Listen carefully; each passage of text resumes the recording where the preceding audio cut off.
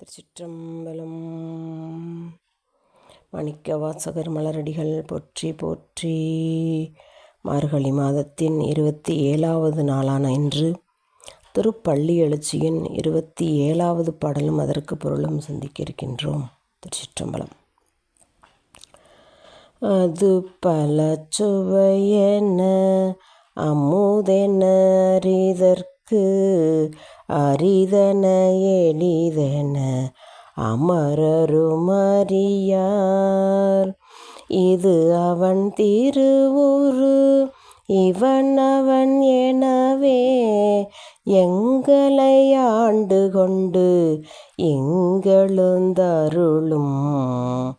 மதுவலர் பொழில் திரு உத்தரகோச மங்கையுளாய் திரு பெருந்துறை மன்னா.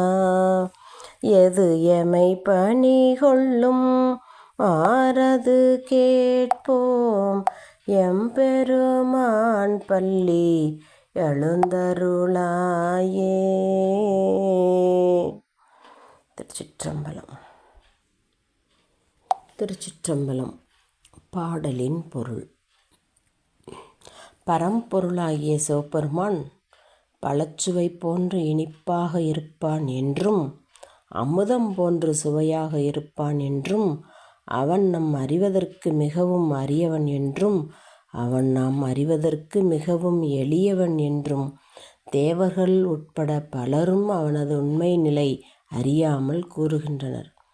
தேன் நிறைந்த மலர்கள் நிறைந்த சோலைகளுடைய உத்தரகோச மங்கை தலத்தில் எழுந்தருளியுள்ள பெருமானின் திருவுருவம்தான் அந்த பரம்பொருளின் திருவுருவம்.